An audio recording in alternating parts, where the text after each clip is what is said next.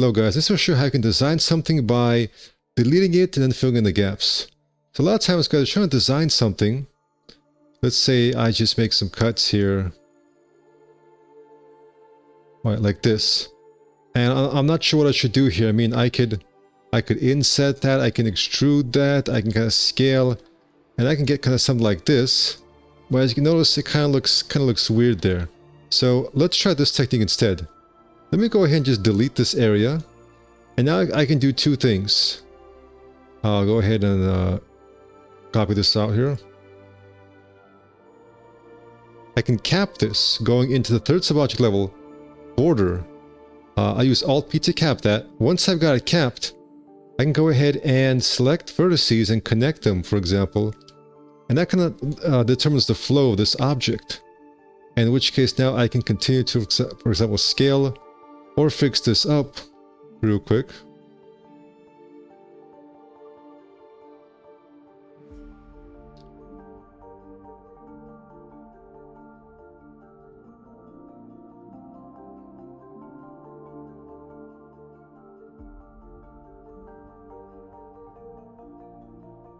And as you can see, if I inset this, I now get this cool looking detail there. I can further flex it by, for example, cutting here.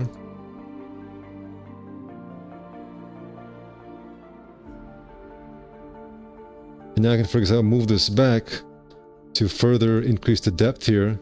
And as you can see now, I've got a more interesting looking object than how it looked previously. I can spread this apart.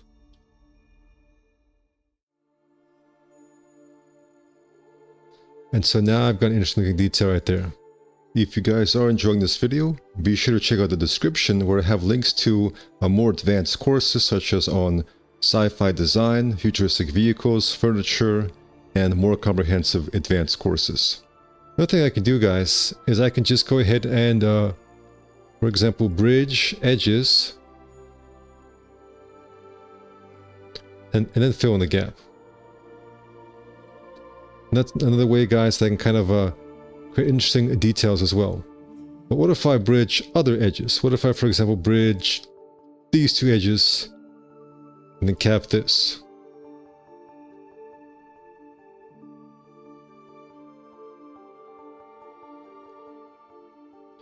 Now I've got a slightly different detail here.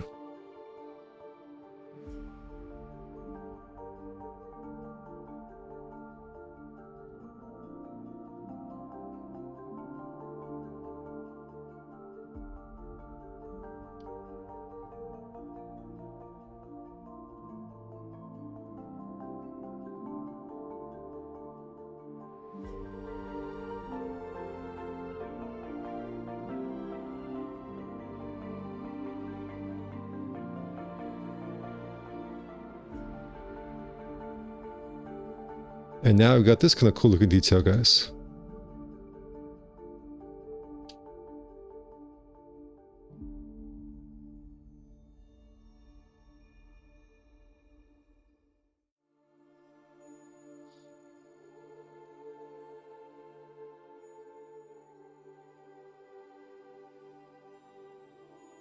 So I hope you guys can use this technique to create cool looking details, guys. Thank you for watching and take care.